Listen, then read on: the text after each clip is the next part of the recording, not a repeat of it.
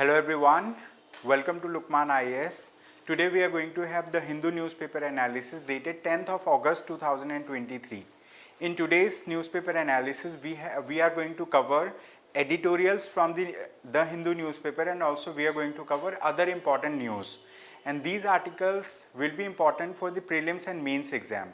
And apart from this, we have also taken some questions that are going to be important for the mains exam and also for the prelims exam. So with this, let us start the discussion of the Hindu newspaper today. So we are going to cover these articles today, okay? These articles and the relevance of these articles are mentioned here along with the page number. So in all, we are going to take discussion for 11 such articles, right? And you need to be very regular in attending these discussions because this will shape your understanding about many issues that are coming up in the newspaper. So with this, let us start the discussion on the first topic, okay? This topic says, stop the fence sitting in cluster bomb use, okay? So this topic is important under international relations, okay? It's a part of, let's say, like defense strategy. So it's a part of international relations. So we are going to understand about this topic in detail, and the syllabus reference of this topic is mentioned over here, okay? So let us start this topic now.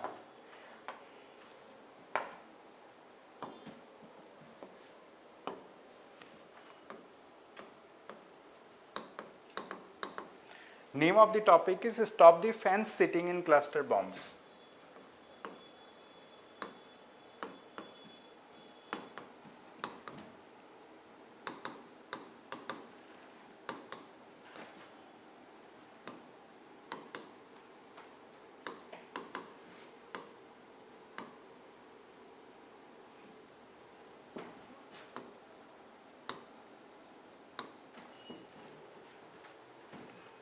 Okay, name of the topic is Stop the Fence Sitting in Cluster Bombs Use. So in this article, we are going to understand about some concepts in international law, and we are going to understand about cluster, bombs. We are going to understand about recent things that has happened with reference to cluster bombs, okay? So let's discuss about this topic. So what is the recent context? Okay, let's discuss about context. Context is like we know that Ukraine-Russia war is happening, or Russia-Ukraine war is going on, right? Russia-Ukraine war is going on, and in this Russia-Ukraine war, Russia is a major power, right? It is a bigger country as compared to Ukraine. So Russia has an upper hand, right, in warfare with Ukraine. But Ukrainian government is receiving aid, right? So what Ukraine is receiving? Ukraine is receiving aid from many countries, including the United States of America. And the United States of America has recently, right, approved, right? USA has approved providing cluster munitions, okay? Cluster munitions to Ukraine. Cluster munitions means cluster bombs to Ukraine. So USA has recently approved that it is going to provide cluster bombs to Ukraine.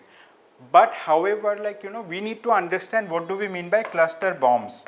So let us understand what is cluster bombs, and we are going to understand about cluster munition convention. We are going to talk about Geneva Convention also. So let's discuss about this thing. So what do we mean by cluster bombs, right? What do we mean by cluster bombs? Cluster bombs or cluster munitions. So cluster bombs are weapons, right? These are weapons. These are weapons, and these weapons are used in warfares, okay? They are used in warfare. And these weapons have been used for the first time, right, in World War II, okay? During World War II, cluster munitions were used. However, these cluster munitions, what are their, let's say, qualities, how cluster munitions are different from other bombs, okay? So we are going to understand this. So cluster munitions or cluster bombs are weapons that release multiple explosive sub-munitions called as bomblets into the air, okay? So these cluster bombs, what they do? They release multiple clusters, cluster bombs. They are known as they are in short known as bomblets, okay. They are known as submunitions, okay. They are known as submunitions,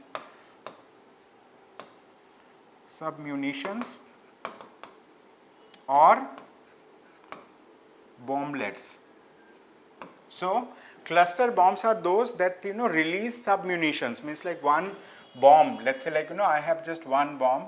If I let's say use this, so it is going to release many small, you know, submunitions, many small submunitions.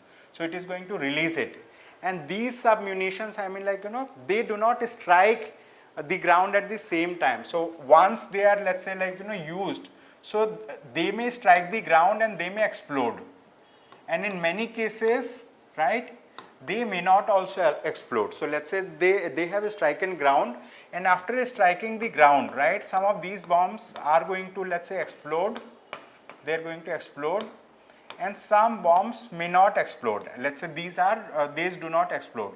So they will remain as it is, right, they will remain as it is, and they may explode at any later time, okay, they may explode at any later time. So these bombs later on can become something similar to land mines, okay, they can become something similar to land mines. And these cluster bombs are indiscriminate, in the sense, let's say, like, you know, it is launched, right, let's consider these cluster bombs, right, cluster bombs are launched, right. After launching, they may, if they fall on the civilian area, so they may kill the civilian population, they may kill the military people also. So, like, you know, they have indiscriminate, I would say, indiscriminate application, okay, indiscriminate application. So, like, you know, they kill civilians equally and they kill the military personnel equally. So that's the thing. So this is one of the let's say, like, one of the characteristic of the cluster bombs. And apart from this, right, apart from this, these cluster bombs have many other, you know, concepts associated with this. So the author in this article has talked about these cluster bombs, how these cluster bombs are illegal now. So since these cluster bombs do not discriminate, like, you know, whom to attack, and, like, you know, it can attack the civilian population also. And if I talk about the international law, right, there are many international laws that are in place, and these international law, right, talk about many customary international practices also. So we are going to discuss about those international law. So one of the international law that is known as the additional protocol 1 to the Geneva Convention, okay. So, like, you know, we'll discuss about some of the thing. One of the law is known as additional protocol, okay, additional protocol 1 to Geneva Convention, okay, Geneva Convention 1949. This additional protocol 1 of the Geneva Convention 1949 talks about one important parameter, right. It is like, it sets it talks about customary international law. It talks about customary international law. So we'll understand what do we mean by customary international law. So customary international law are those international law that have been accepted, right, by all the countries, almost all the countries of the world, and these laws exist, right. These laws will be applicable even if a country do not recognize it, okay, even if a country is not recognizing that this is the thing. But however, if a case goes to International Court of Justice, or let's say, like, you know, International Criminal Court or Permanent Court of Arbitration, they may consider, right, this particular thing to be part of customary international law. So as per customary international law, there are certain rules, right, there are certain standards of warfare, okay. So these customary international law, means additional protocol 1 to the Geneva Convention, right, it sets some rules, right, it sets some rules for warfare, right, rules for armed warfare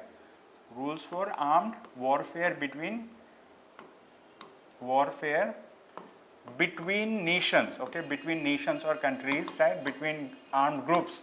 So what are those rules that it sets, right? One of the rule that it sets that one of the rule that it sets is there should be discriminate use, right?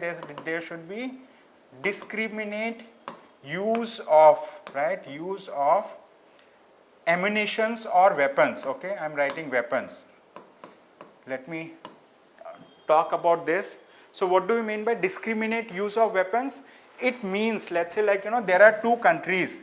There is country, let's say C1, and there is country C2. This country C1, first country, right? It is in a war, is in a state of war with the other country.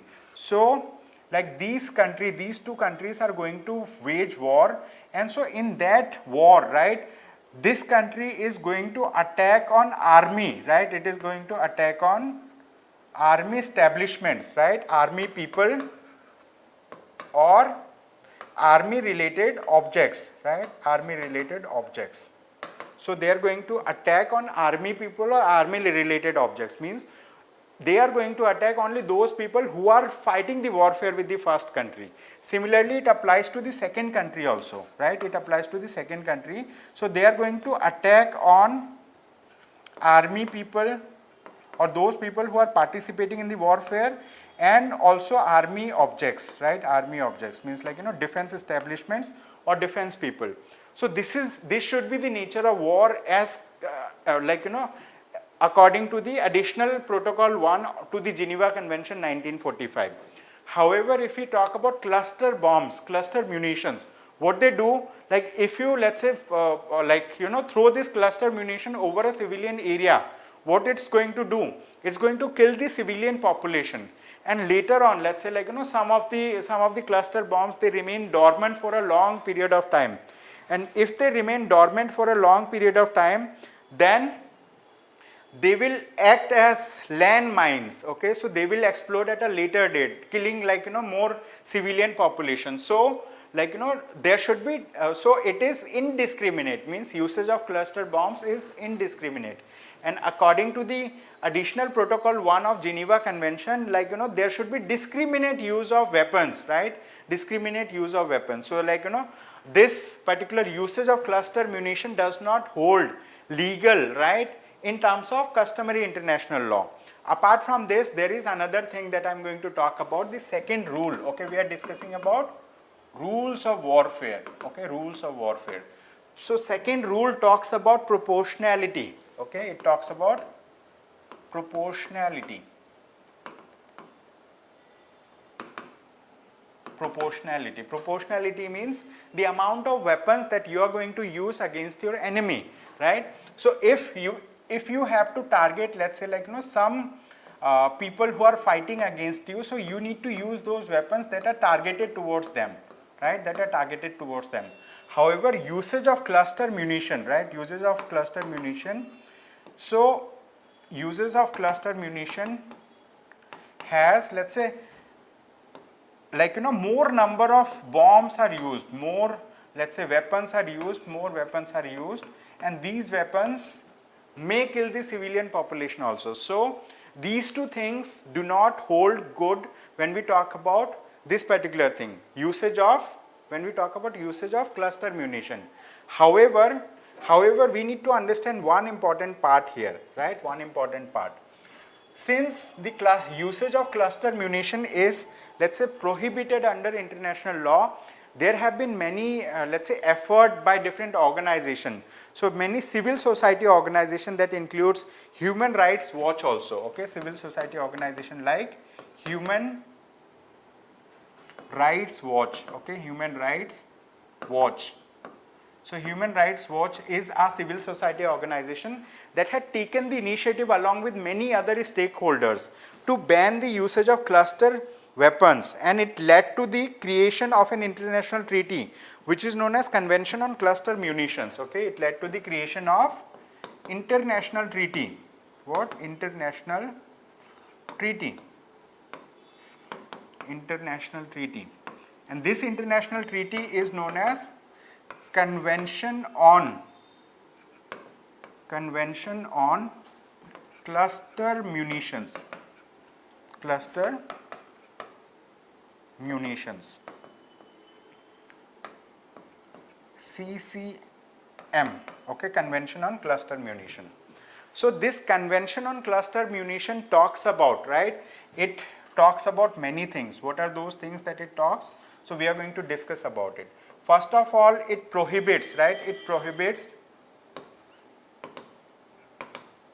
stockpile, means a country that is a member of this Convention on Cluster Munition, they should not, keep this cluster munition in storage.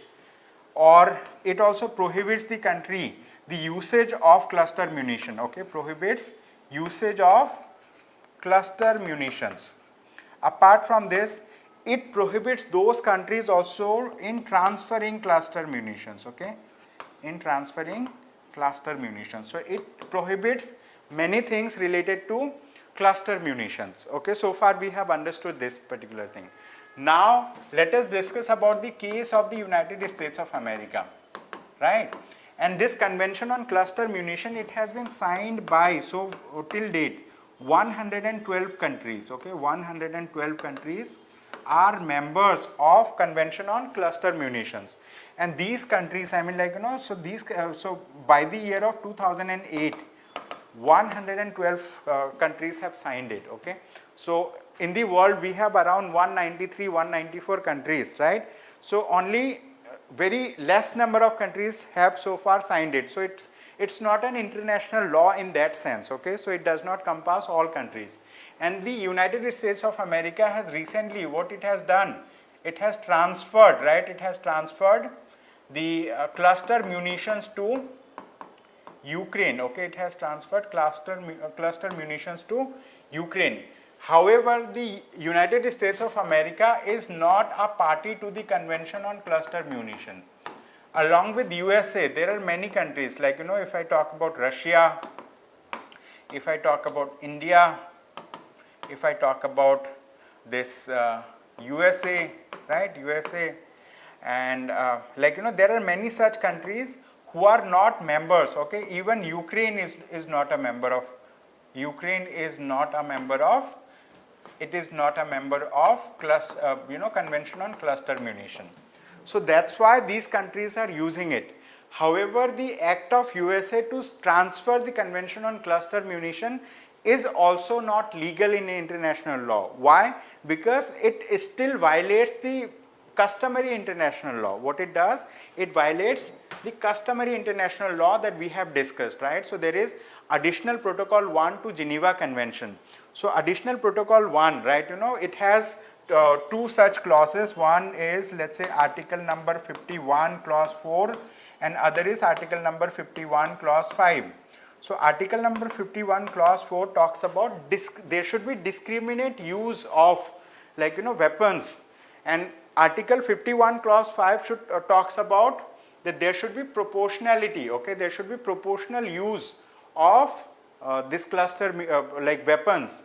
However, this, I mean, like, cluster munition do not fulfill both the requirements. So that's why the author says finally that the possession, transfer and supply and use of cluster bombs should be banned universally, as envisaged in the Convention on Cluster Munitions, okay. So this is the, let's say, crux that the author says related to this article.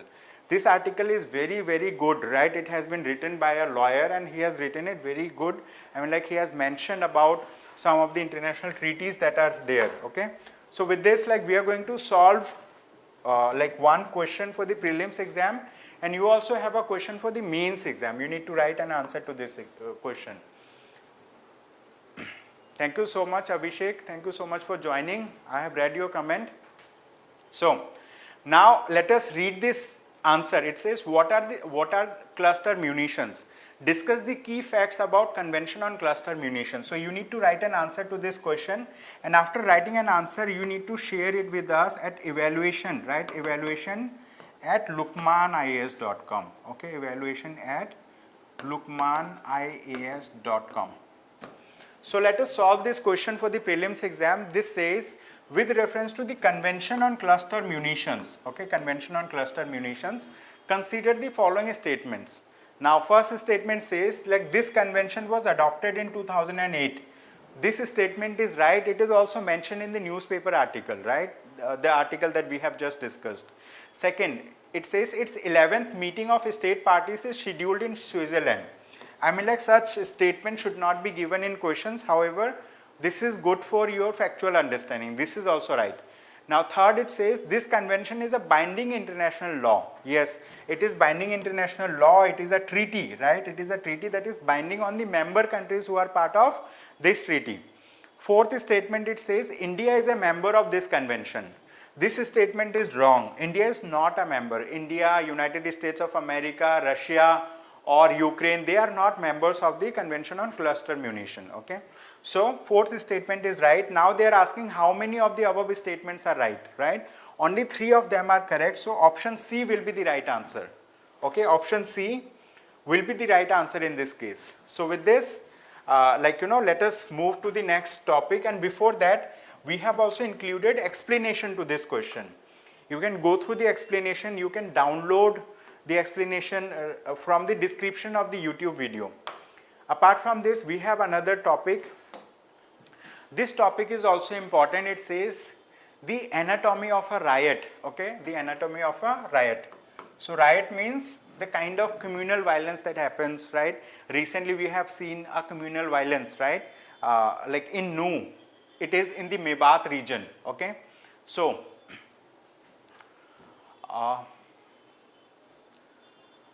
Vijay Bussa has asked, sir, this cluster bombs include nuclear weapons also. So are you asking, or like you have just written that a fact related to this? Now this topic is related to this particular portion of the syllabus, like for GS paper 1, social empowerment, communism, regionalism and secularism. Then the second part is, it is related to GS paper 3, means like it is causing problems related to internal security. Okay, so we are going to discuss about this thing. This is it is known as anatomy of a riot. So let's discuss about this topic. Topic number 2.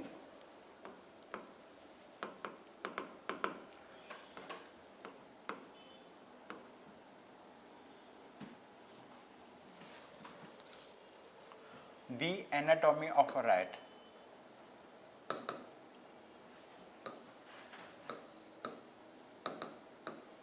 Okay, so let's discuss about this thing, anatomy of a riot. Okay, see the convention, so Vijay Laya has asked a question, the convention on cluster munitions. Okay, so this cluster munition is talking about a specific criteria or category of bombs, right? This category of bombs means like you have just one big bomb, and if you throw it on the, let's say like on your enemy, so what it does, this bomb divides, right? It becomes sublets. Okay, I'm just answering a query that is asked on YouTube, right? So what it does, like it creates sublets, and like it then, let's say, falls on the ground. Some of these bombs explode. Okay, some of these bombs explode, and however the others do not explode. Okay, they do not explode. So no explosion initially. After some years, maybe after let's say 10 years or some time, what they do, they can explode. So they can act as a landmine, and it is going to create problems for the people. So cluster bombs are a separate category of bomb. Similarly, like we have atom bomb, we have nuclear bombs, right? For nuclear bombs, like there are other conventions that are available, right? Like we have nuclear non-proliferation treaty, okay, that talks about that, like countries should not proliferate nuclear weapons. And similarly, we have, let's say, missile technology control regime, MTCR. We have Australia group, right? We have Wassenaar agreement. So we do have like different international treaties and agreements that look into like different kinds of usage of weapons, and there are chemical weapons also, right? Chemical weapons. Usage of chemical weapons is also prohibited under international law, because like we have a chemical weapons convention. That chemical weapons convention was signed in 1925, if I'm not wrong. Okay, so that's the thing. So convention on this cluster munition is separate, that is specifically talking about the cluster munitions. Okay, so that's the thing. So with this, let us start discussion on this topic, okay, the anatomy of a riot. So let's understand about this topic. So in this article, the author has discussed about the riots that are happening in India, right? The riots that are happening in India. So the author has, let's say, like, given examples also of riots that have earlier happened in various places.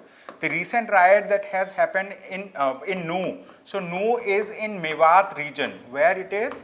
It is in Mewat region in Haryana. Okay, it is in Mewat region in Haryana. Nu is a district. What it is this? It is a district.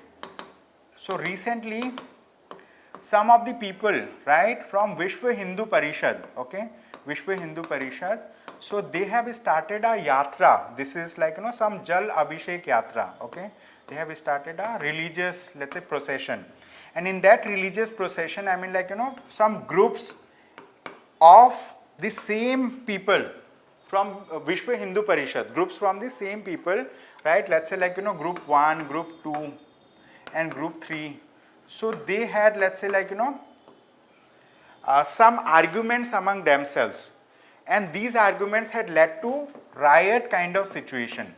These arguments had led to riot kind of situation. And this riot has gone to the extent that, like, this Nu region actually, like, it is, let's say, here we have Muslim dominated place. This is a Muslim so, like, most of the people in this particular district are Muslim, and in other districts, right, all are Hindus. So this is the thing. So a riot has happened, and after the riot, during the riot also, there has been a stone pelting, okay, there has been a stone pelting. So people have done, let's say, people have drawn, like, thrown stones, right, stone pelting has happened. Later on, video has surfaced, right, video has come up, like, in the media, and those videos has, let's say, like, given evidence that this particular yatra was pre-planned, and the people, like, who had called out for this kind of religious procession, religious marching. So these people had pre-planned the riot, okay, and the stone pelting, I mean, like, stones have been collected, right, on the roofs of some of the houses, on the roofs of, let's say, like, inside the temple also. So here the author is talking about that this is a template that has been used, and this is an old template. I mean, like, similar templates have been used in many other places in India also. So this is something which is orchestrated, which is pre-planned, and which is done by, let's say, like, young, let's say, youth wing of Vishwa Hindu Parishad. And here in this article, the author has talked about that, like, there was a person. So I'll discuss about that. In this article, the author has talked about that there was a person, name of the person is Paul Brass, okay, Paul Brass. So what Paul Brass has done, this person has created, right, this person has created one specific thing which is known as institutionalized riot system. It has formulated a plan that is known as institutionalized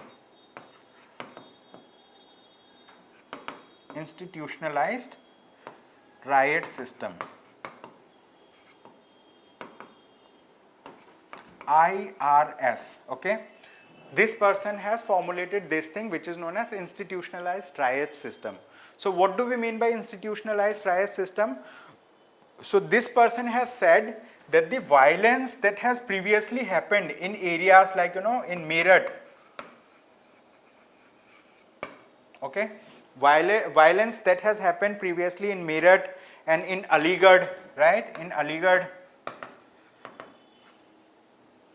right, the violence that has happened, they had also similar template, okay, they had similar template, and this has few things that are common with one another.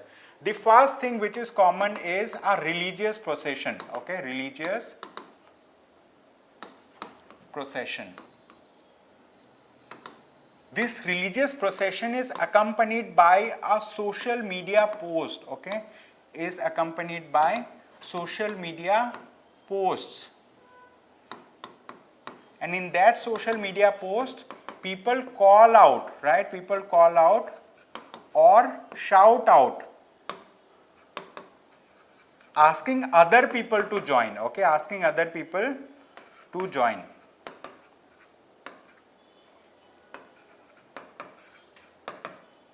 So the author says that like this Paul Brass, this person has done a study, right, and has taken credible evidence from these violence that has earlier happened in Meerut, in Aligarh, and then he has, let's say, come up with this formula which is known as IRS.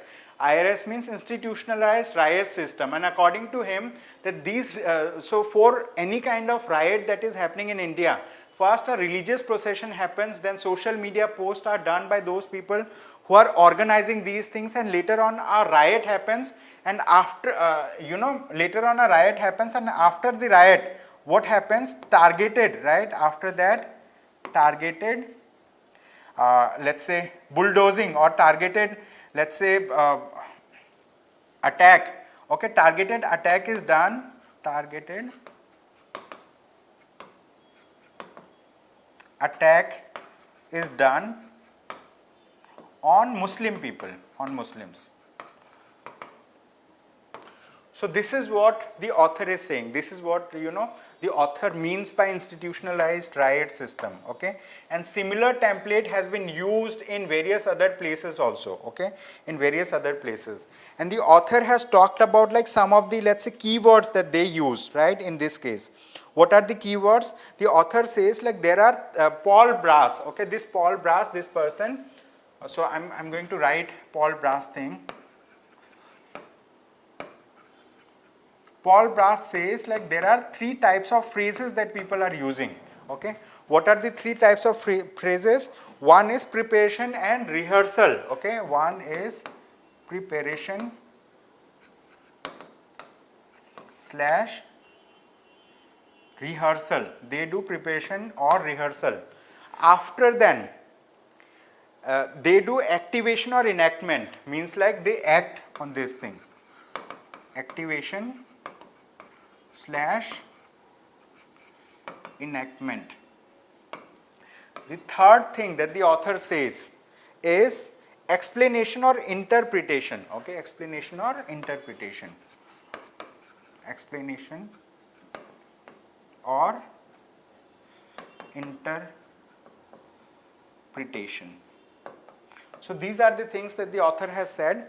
And the author also says that like after this violence has happened, now the authorities, right, authorities means the state, right, has colluded. Like there have been earlier articles on this topic also.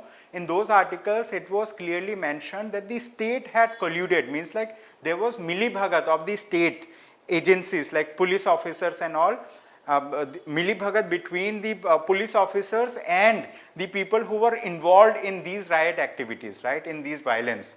So author says like there was this thing, and like after then the state has bulldozed many houses, and recently there was there was a observation, okay, there was an observation from this High Court. Name of the High Court is Chandigarh, Haryana and Punjab High Court, okay. So the Haryana and Punjab High Court, Haryana and Punjab High Court has given an observation. I am going to write this observation for you so that like you have a clear understanding on this topic. It says it is an exercise of ethnic cleansing, okay, an exercise of ethnic cleansing is being conducted by the state, okay. It says an exercise of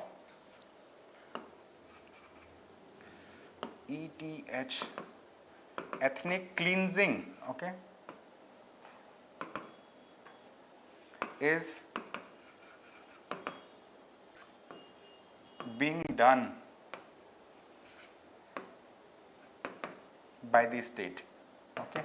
So you can see like we as a secular society, a country that is, let's say, run by ideals of secularism, it has reached to a level that like one particular religious community is, let's say, like hurting not only the sentiments of other religious community but also they are attacking on them, and so like it will lead to eroding the social fabric of, let's say, secularism in India.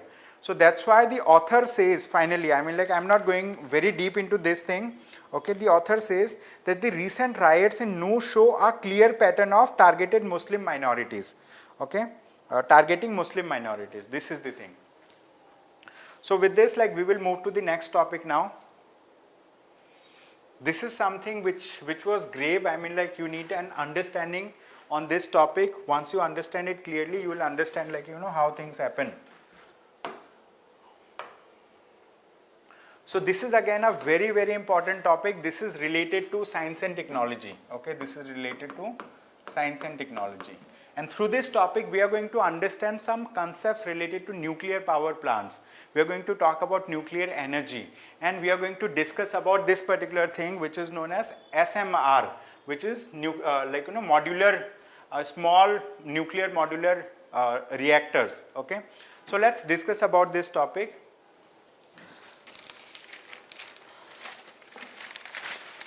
I do have a newspaper with me. Okay. Let's discuss about this topic.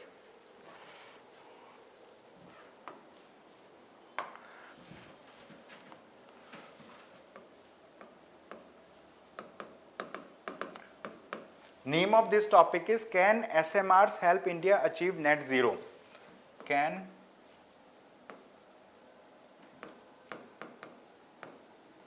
SMRs help India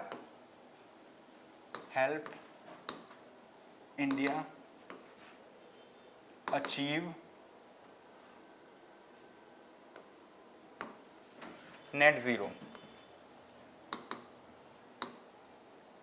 So let's understand about the title first. Once we have decoded the title, so like Vijay Laya has written something.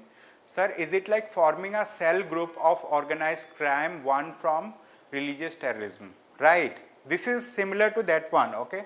Like you have, let's say, understood it that way. Okay, this is similar to that one, and it has been done. Like in this article, they have talked about that thousands of such activity, more than 5,000 such activity has happened in India in 2021 alone.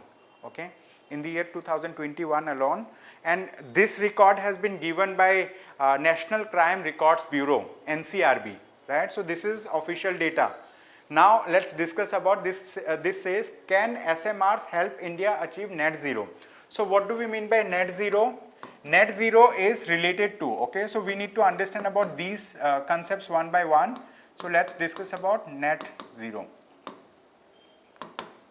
So net zero is a target, right? It's a target that different countries across the world, okay, different countries across the world have taken for itself. These countries have taken targets for themselves that, like, we want to achieve net zero carbon emission. Okay, full form of this thing is net zero carbon emission.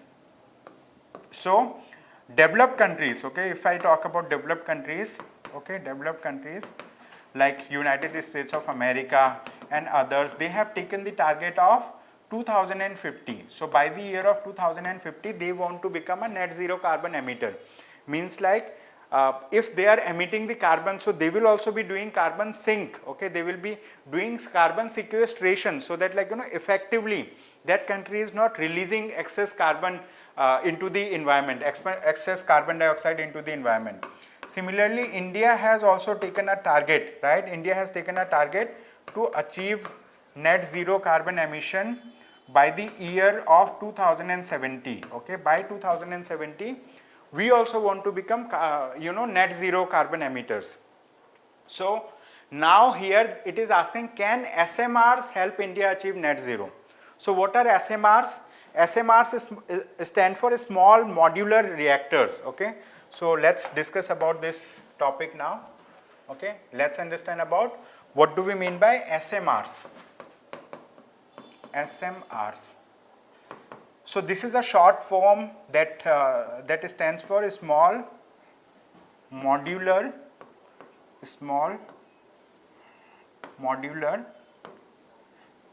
reactors, and these small modular reactors are nuclear reactors. What? They are nuclear reactors. Okay, these are nuclear reactors. Now, what are small modular nuclear reactors? It is very important for us to understand this. Okay, so we know what are nuclear power plants. Okay, we know nuclear power plants. In short, I will be writing NPPs. Okay, NPPs means nuclear power plants. In India, we have around 23 nuclear power plants. Okay, 23 nuclear power plants in 7 sites, or okay, in seven different sites, locations. We have around 23 nuclear power plants in India that are functional at this point of time. These nuclear power plants use fuels. Okay, they use fuels, and these fuels are these fuels are nuclear fuels. They are nuclear fuels. So these nuclear fuels are generally radioactive in nature. Okay, these nuclear fuels are radioactive in nature. So what kind of nuclear fuels do we use in nuclear power plants? Can anyone write the name of nuclear fuels that we use? Any radioactive element that you know? Nuclear fuels. So these nuclear fuels that we are using, right, these nuclear fuels are of 2 grades. Okay, these nuclear fuels. So I'm just thinking about this thing. Okay, radium, like that. So let's discuss about this. The nuclear fuels that we are using, so I'm writing in short nuclear fuels. So they can be used for 2 purposes. One thing is like for generation of power, and other one of the use for the generation of power, and the other use can be for let's say creation of nuclear bombs. Creation of nuclear bombs. So if nuclear fuels are used beyond a at certain level of enrichment, they can act as fuels in nuclear power plants. And if they are enriched beyond that level, it becomes like weapon grade fuel. Okay. So those let's say nuclear fuels, when it is used for the first time in nuclear power plants, those nuclear fuel let's say like I am using this much of nuclear fuel in the nuclear power plant. After using, some waste product is left. Okay, so let's say this amount of waste product is left. This is known as spent fuel. Okay, this is spent fuel. These spent fuel can again be used, right? These spent fuel can again be used in nuclear power plants. So this happens in nuclear power plants. But for creation of a nuclear power plant, you need big area, right? What you need, what are the requirement? You need big area. Apart from this, you need, let's say, clearing of people, because those nuclear power plants are not built on cities. They are not built on highly populated area. These are built on those areas that are less populated. Okay, that are less populated. So you need, let's say, very greenfield place. Greenfield in the sense you need big area, huge amount of area, and that are, let's say, those things, those areas are, let's say, vacant already. However, if I compare the nuclear power plants, conventional nuclear power plants, with the small modular reactors, these small modular reactors are also nuclear power plants. However, they are small in size. First thing is they are small in size, and also they are more, let's say, effective. They are more effective in the sense they are more safe, right? They are more safe. And these nuclear power plants can generate huge amount of energy. The big nuclear power plant can generate huge amount of energy. And if I talk about small modular plants, these small modular plants can generate energy, right, which is less than, I think, 300 megawatt. Okay, so they have lesser capacity of generation of nuclear power. So they have lesser capacity. However, they have advantages also. Because if we want to shift to net zero, so we have to, let's say, use alternative sources of energy. And still, if I talk about globally, more than 80% of the global, 82% of the global energy that we are using presently, 82% of energy that we are producing globally, right, they are fossil fuel based. Okay, they are fossil fuel based. And these fossil fuel based, what they do, they emit huge amount of carbon dioxide, means they lead to global warming. Okay, they lead to global warming. Okay, they lead to global warming. So, but we want to become net zero carbon emitter. Okay, we want to become net zero carbon emitter. So we have to think of alternative sources of energy. Okay, ASC, I'm just in short writing. So we need to look for alternative sources of energy that are not based on fossil fuel, and for that nuclear power plant is considered to be one of the cleaner sources of energy. And for nuclear power plants, right, what we can do, let's say like we have coal based power plant in our area. This is coal based power plant in our area. So if we stop this particular coal based power plant, if we stop this coal based power plant from functioning, right, in the same area we can create, right, we can create a nuclear power plant. Which one? The small modular reactor. Okay, we can create a nuclear power plant with small modular reactors. So they can be used in the same area. They do not need bigger areas, and also they will be producing more energy. They will be greener in nature, so they are not going to contribute to the global greenhouse gas emission. Okay, so this is what is being looked after in this article. So in this article they are, let's say like giving some ideas that like can India like achieve net zero carbon emission with the use of small modular reactors.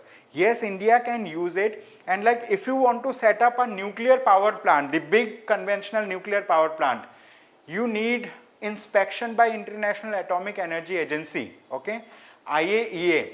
The International Atomic Energy Agency will do an inspection to, let's say like satisfy itself that you are not using this nuclear power plant for creation of some kind of weapon, right, nuclear weapon. That's the thing. So you need that thing. And like, do we need any amendment into the existing law, right, in India for creation of small modular nuclear reactors? Yes, we do need some legal regulatory changes. So the Atomic Energy Act will need to be amended to allow private sector to set up this small modular reactors. Okay, we need to do that amendment. And also like presently government has many bodies that look into the nuclear thing. So one of the bodies, Department of Atomic Energy. The Department of Atomic Energy must improve the public perception of nuclear power in India by better disseminating comprehensive environmental and public health data of civilian reactors which are operating under international safeguards in India. Okay, so we need many things. And also how can SMRs be integrated with national grid? So that we have discussed that like coal based power plants can be, let's say like phased out, and then we can set up small modular reactors. And for that the Central Electricity Authority, right, Central Electricity Authority should, let's say, step in, right, it should enable the provision for the creation of small modular nuclear reactors, okay, SMRs. That's the thing. So this topic is based on science and technology, is based on nuclear power plants. Okay, so that's the thing. So with this, like, we will go to the next topic now. You can read this article in your free time, so you will understand about it more. So we have a question for the means exam here. It says, what are the small nuclear modular reactors? Okay, the thing that we have discussed, SMRs. Okay, they are asking what are small modular nuclear reactors? What differentiates them from conventional nuclear power plant? How will they affect India's demand for uranium? Okay, uranium, plutonium, like that. So they are nuclear fuels, right? That's the thing. So now we will talk about this question. Okay, this is a question for the prelims exam. After writing an answer to this question, you can send it to us on the same email address. Now let us take this question. It says, what is the primary advantage of small modular reactors? Okay, what is the primary advantage? So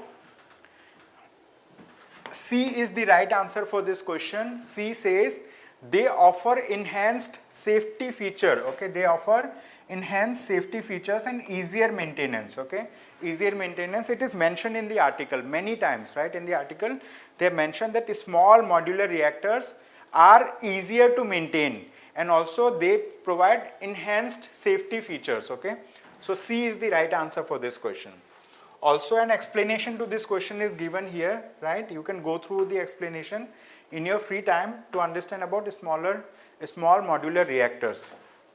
With this, now we are going to discuss about an ongoing case which is being heard by the Supreme Court of India. So the Supreme Court of India is hearing a matter which is related to Article 370 of the Constitution of India. Okay, it is hearing matter related to Article 370 of the Constitution of India, which is connected with the erstwhile state of Jammu and Kashmir, right? So this case is being heard by a constitutional bench of the Supreme Court of India. The constitutional bench has 5 judges of the Supreme Court of India. Okay, they have 5 senior most judges of the Supreme Court of India. So that is known as constitutional bench. So like you know that in the year of 2019, the central government, right, the Parliament of India has abrogated Article 370 from the Constitution of India, and before abrogation they have taken many steps related to it. Okay, steps like we will discuss about it. So a case has been filed in the Supreme Court of India, and from the part of the petitioners means those people who are appearing on behalf of the, let's say, like, you know, earlier state government of Jammu and Kashmir. So it is Kapil Sibal who is representing those people, and from the government side there is a council, and the Chief Justice of India through a 5-judge bench is hearing this case. There have been many arguments related to it in previous days that we have discussed in the article, right? And today we are going to discuss on this, like, you know, ongoing issue.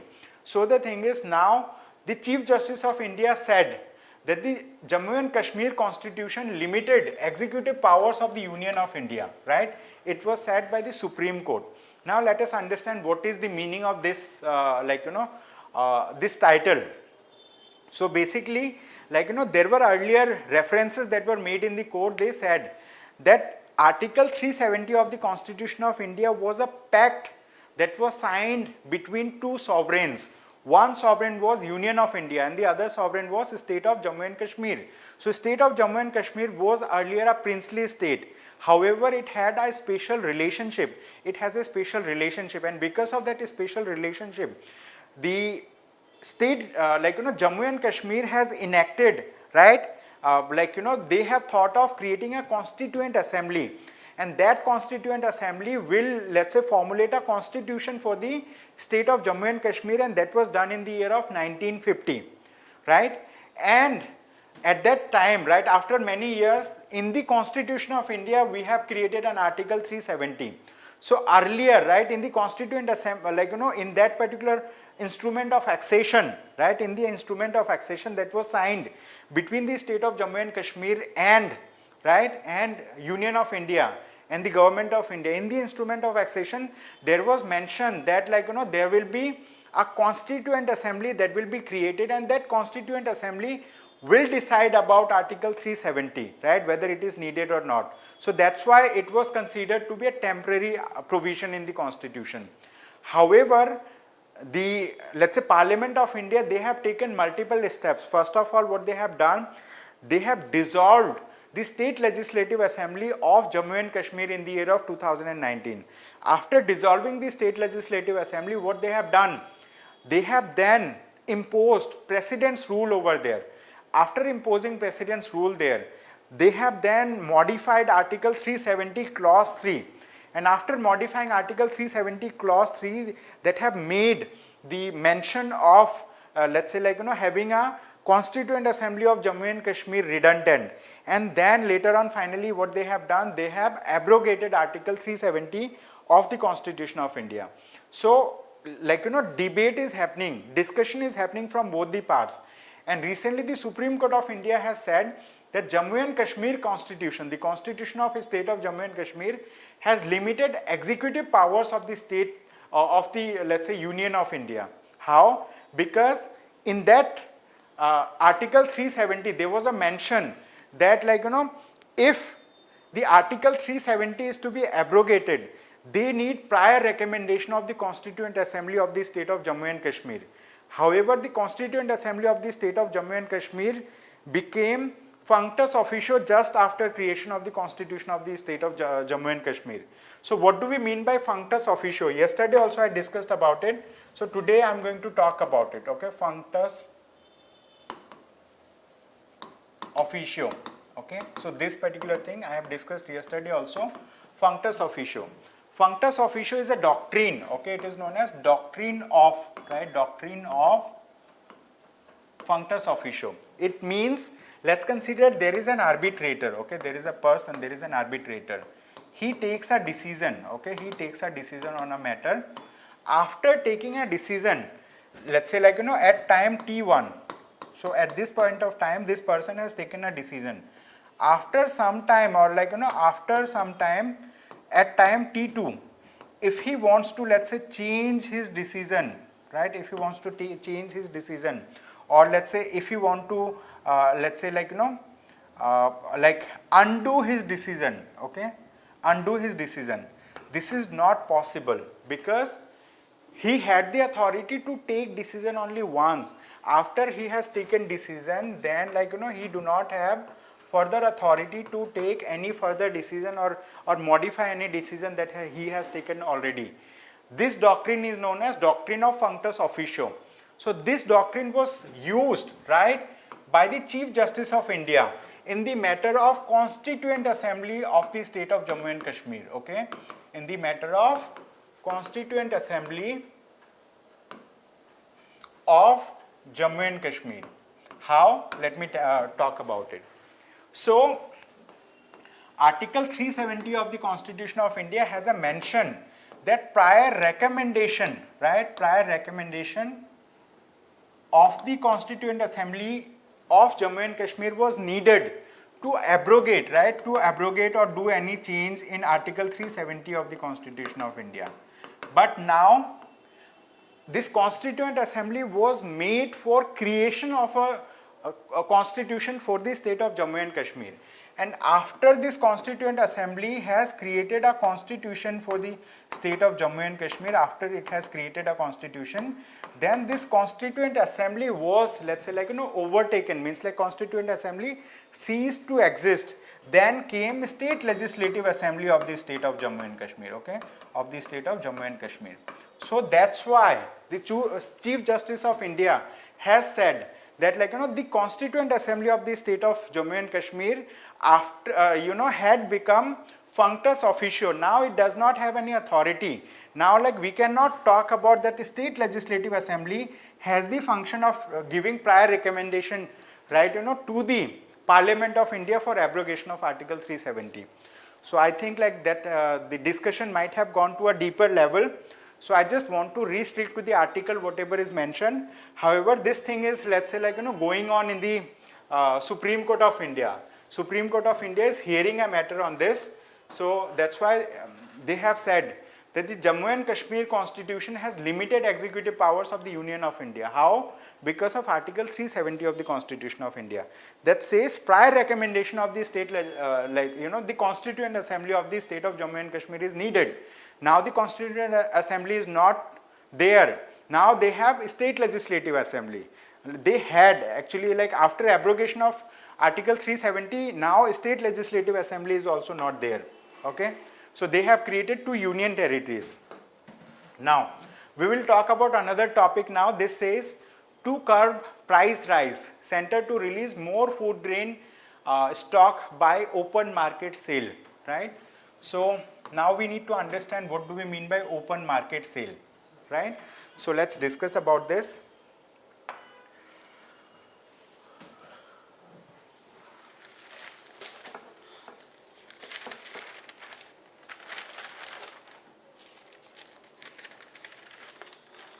Okay.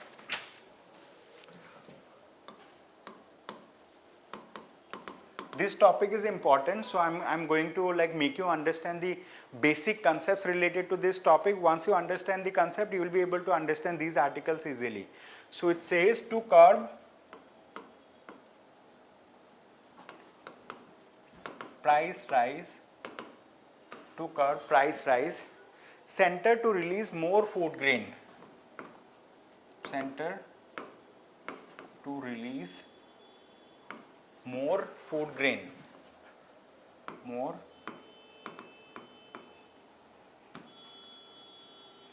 food grain by food grain stock by open market sale, stock by open market sale. So let's understand about this topic, right? to understand this topic, we need to understand, let's say, like, functioning of the central government, okay, functioning of the central government in certain aspects, okay. So, like in India, right, we have huge number of farmers. We have huge number of farmers in India. These farmers are doing farming activity. What they are doing? They are doing farming activity. And the food grains that they produce, these food grains are made available to all of us, all the citizens of India, right, are made available to all of us through certain channels.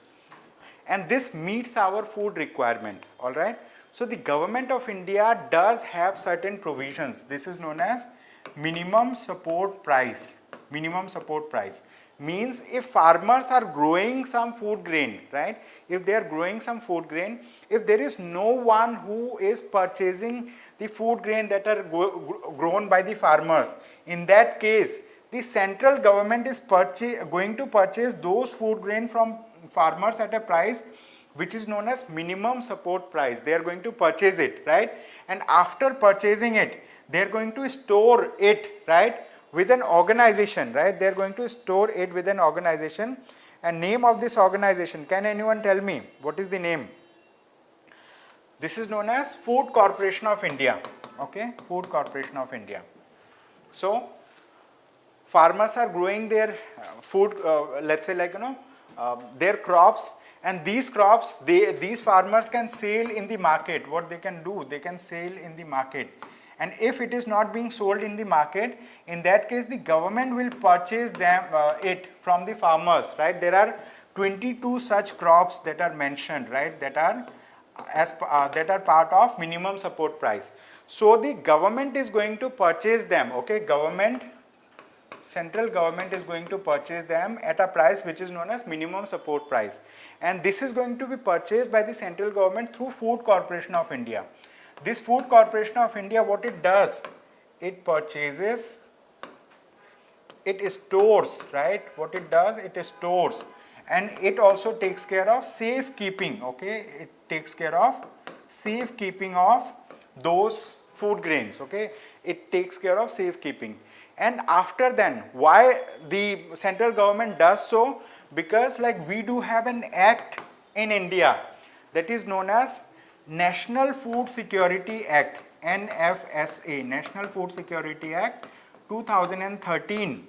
Under that National Food Security Act, we want to guarantee, right, food to all the citizens of India through public distribution systems, okay. We do have public distribution systems in India, and these public distribution systems provide ration to the people, right. So let's say 5 kg of rice per month, okay, to the eligible people. So this is the thing.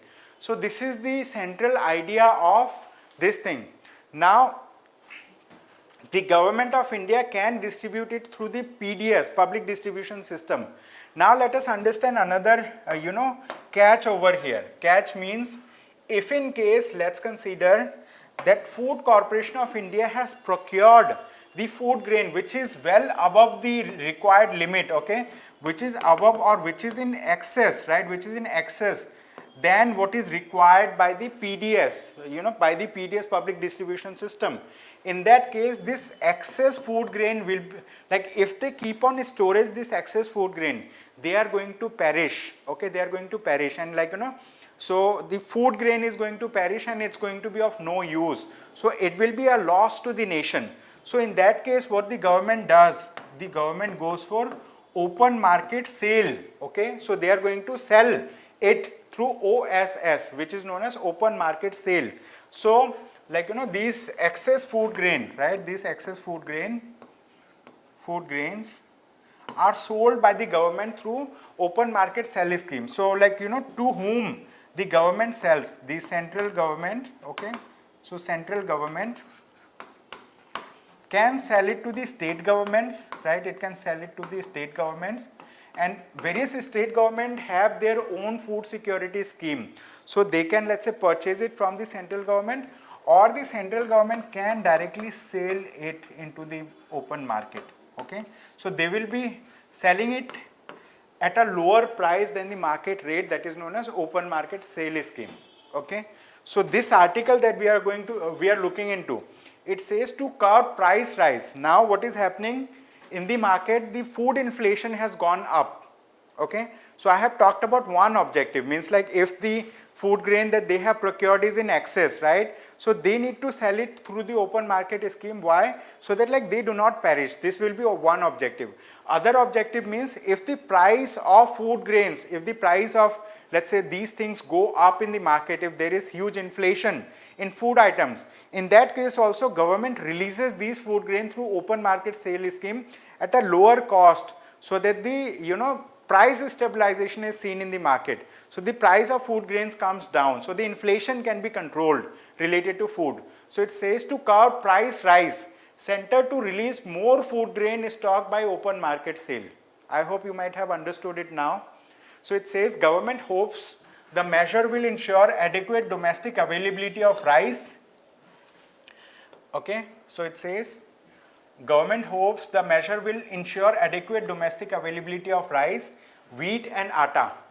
It plans to bring down reserve price of rice by 200 rupees a quintal, which will now be at 2,900 rupees a quintal. Okay, so this is the thing. Okay, so you need to read this to understand. So I have talked about the fundamental concept, basic concept related to this, and then you need to read this article to understand the context. Okay, so with this, like, we will move to the next topic now.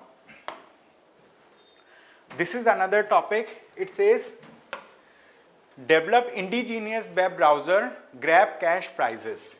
Okay, now what kind of web browsers are we using? Let's understand about this thing.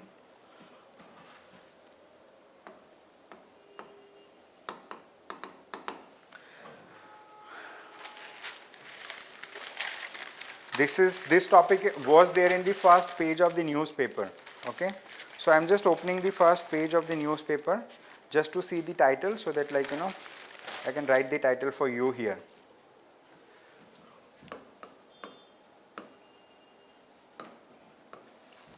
Develop indigenous web browsers.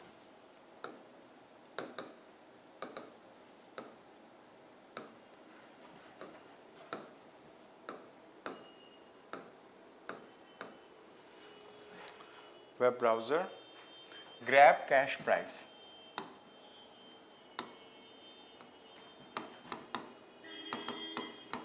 So let's understand this. So recently the Ministry of Electronics, okay, Ministry of Electronics and Information Technology, in short it is known as MITI, they have come out with a competition, okay, competition challenge for the people, okay, competition challenge for the people who can do coding, right, who can code, and the challenge is like for development of web browser for India, okay, web browser for India and world, okay, web browser for India and world, okay, world. Why do we need to have a web browser of our own? Because like currently the browsers that we are using, right, currently the browsers that we are using, like we are using Google Chrome, we are using Google Chrome, then we are using Mozilla Firefox, right, Mozilla Firefox, we are using Safari, we are using Microsoft Edge. So these are examples of browsers that we are using, okay. We have Google Chrome, we have Mozilla Firefox, we have Safari, which is there in, let's say, like this Macintosh systems, like Apple computers. Edge is the web browser of Microsoft, right. So these are the web browsers that we are using, okay. So this Google, most of these web browsers are from the United States of America. This Mozilla is from China, right. So India does not have its own web browser, I mean, like, which is widely accepted, right. So that's why government of India wants to build its own web browser. However, every web browser has a different architecture in it, right. For example, Google Chrome, you might have seen, like if you want to search anything on Google Chrome, right, let's say like you will be typing here, and here like any website that you see, so in the website there is SSL, okay, which is known as secure SSL certificate, okay. secure socket layer, like that, SSL certificate. What is this SSL certificate? These SSL certificate are trust certificates that these websites carry, so that like the Google Chrome can make it sure that these are not done by let's say those people who are involved in some kind of, let's say, like unwanted activities, let's say criminal activities and all. Similarly, Mozilla Firefox has its own secure socket layer requirement, certificate, trust certificate requirement.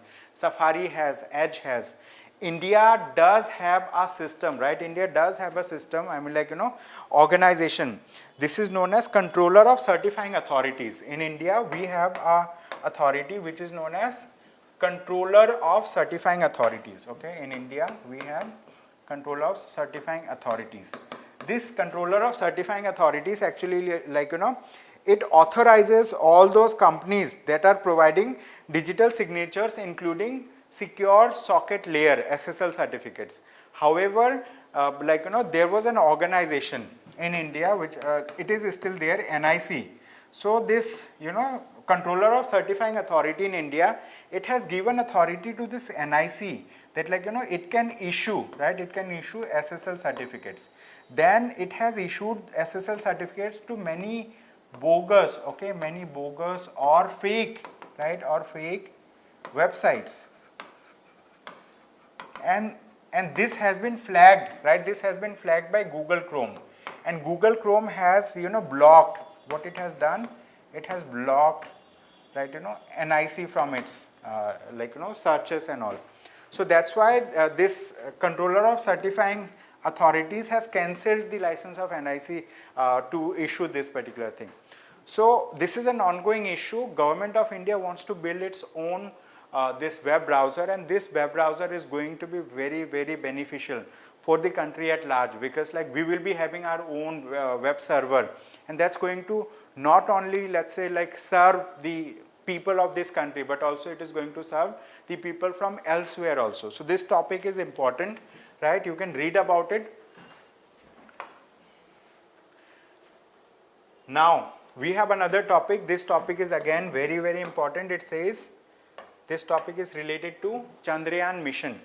So as we all know that Indian Space Research Organization has launched Chandrayaan 3 mission on 14th of July, and now this Chandrayaan, this Chandrayaan 3, it has reached, right, to the orbit of moon. It has reached to the orbit of moon, and it is just 1437 kilometers away from the surface of moon. It has already reached the surface of moon, and the Indian Space Research Organization is doing manoeuvre. Manoeuvre means it's changing its, let's say, like path, so that like this thing can softly land on the surface of moon. First of all, it is going to bring the Chandrayaan 3 into a 100 kilometer, like 100 kilometer orbit from the surface of the moon, and then they are going to try for soft landing on the surface of moon.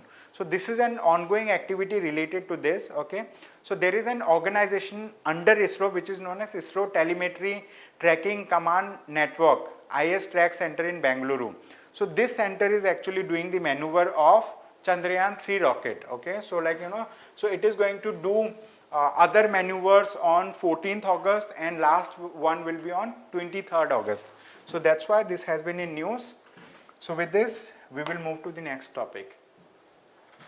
Now it says Health Ministry defends Pradhan Mantri Jan Arogya Yojana. PMJAY stands for Pradhan Mantri Jan Arogya Yojana, as CAG audit exposes multiple frauds. Okay, CAG means Controller and Auditor General of India. This Controller and Auditor General of India, CAG, is a constitutional body in India. It is mentioned under Article 156 of the Constitution of India. I guess like Article 148 to Article 156, right? There is a mention of Controller and Auditor General of India. Okay, you need to check this article. I have just written from my, let's say, like what I remember, right? I read it long back. Okay, it's been many years. So it says the Health Ministry defends Pradhan Mantri Jan Arogya Yojana, as CAG audit exposes multiple frauds. So this Controller and Auditor General of India, it audits the accounts of the central government.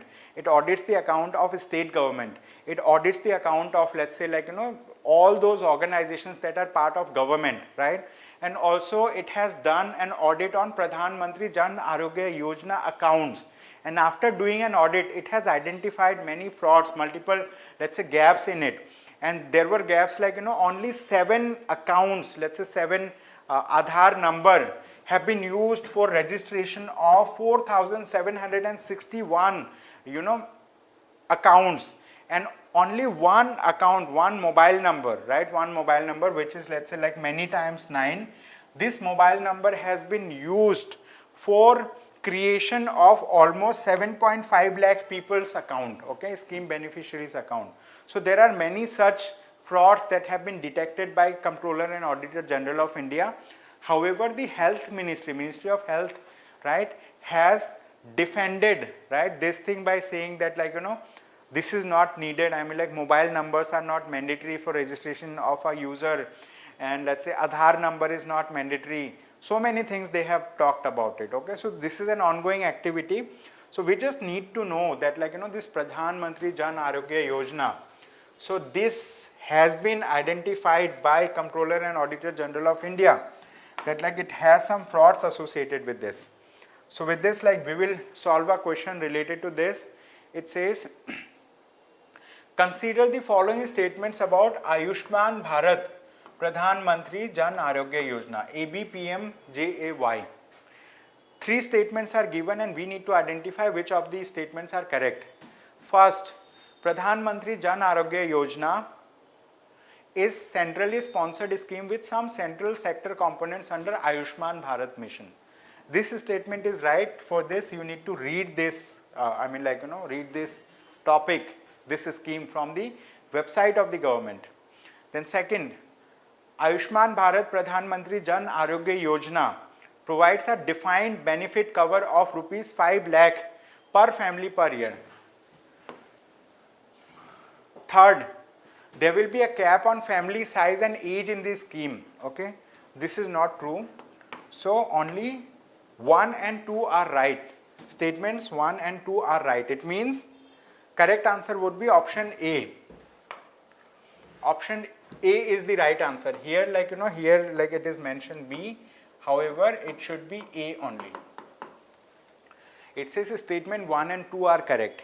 And for this, like, we have given the details, and from the description also I will get this PDF updated so that nobody faces any difficulty in understanding it, okay. So with this, we have another topic.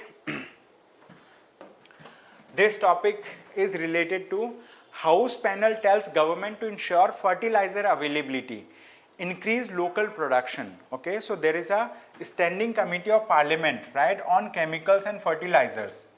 This standing committee of parliament on chemical and fertilizer is headed by Congress Minister Shashi Tharoor, and, like, he has tabled a report in the parliament, and in that report they have noticed that, like, availability of fertilizer in India is very low, okay. Availability of fertilizer is very low. So the government needs to procure more fertilizer, right. Those fertilizers that use, let's say, like, that has urea or diammonium phosphate, which is known as DAP, okay, DAP. Apart from this, muriate of phosphate, in short it is known as MOP, and then nitrogen, phosphorus and potassium, which is known as NPK, and then we have urea. So, like, the like standing committee of parliament on chemicals and fertilizers has said that the government should ensure that fertilizer availability should be sufficient, so that, like, we can increase the local production in India. So this is the thing. I mean, like, we don't need to go much detail into this topic. This is just an ongoing thing. So with this, we will move to the next topic now. Again, this topic is important, and this is, I think, the second last topic. So it says Amazon nations to jointly fight deforestation. We know that Amazon rainforest is the largest rainforest in the world. This Amazon rainforest is in South America, right? South America has 13 countries there. But this Amazon rainforest has seen huge amount of deforestation there, okay. So deforestation is happening, and also we have seen many forest fires in Amazon rainforest. So recently what has happened, 8 South American countries, 8 countries from South American continent, they have agreed and they have come together, right, to create Amazon Cooperation Treaty Organization, okay. So these 8 South American countries, they have come together to create Amazon Cooperation Treaty Organization. And this Amazon Cooperation Treaty Organization is going to work towards safeguarding the forest and work against deforestation in Amazon rainforest, okay. And so what are those countries, okay. So these countries are, the group's member are Bolivia, Brazil, Colombia, Ecuador, Guyana, Peru, Suriname and Venezuela. So these countries, these 8 countries have together signed a joint declaration, right, they have signed a joint declaration for protecting the Amazon forest, to stop illegal deforestation over there, to take action for reforestation in the area. So that's all in this topic. I mean, like, you just needed to know about this thing. Name of the organization is Amazon Cooperation Treaty Organization. It is South American organization, and 8 members have signed a joint declaration to let's say protect Amazon forest, right, from deforestation. So with this we have the last topic for the day. This topic says Rajya Sabha passes Digital Personal Data Protection Bill, okay. So it was earlier passed from the Lok Sabha, now from Rajya Sabha also this has been passed, and we have earlier discussed about Digital Personal Data Protection Bill, right, 2023. We have discussed many things related to this, like we have discussed about data principal, we have discussed about data fiduciary. Data principals are individuals like us, right, individuals like us. Data fiduciary are the companies that are going to process, right, that are going to process user data. And data principals have been given duty, they have been given responsibility, right, they have been given responsibility, and there is a provision of penalty on data principals also.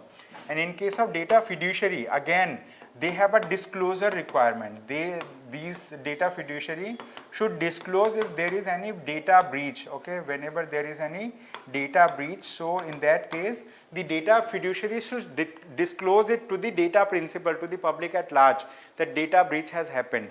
And in case a data fiduciary does any kind of violation of the Personal Data Protection Bill Act, in that case there is a provision of, let's say, penalty that may amount to 250 crore. And it also dilutes, right, it also dilutes the Right to Information Act, okay, Right to Information, RTI Act. It also dilutes the RTI Act of 2005 by expanding the scope of, right, expanding the scope of exemptions for the government. And government and its many, let's say, agencies have been, let's say, kept out of the scope of application of Digital Personal Data Protection Act.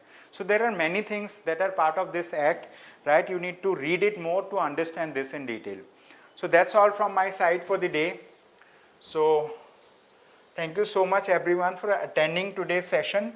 And if in case you have any question, if you want to ask anything, so you are free to ask, right. You can comment, right, on the comment box. So that will be all from my side for the day. Thank you so much for joining today's discussion. I hope you have a great time ahead.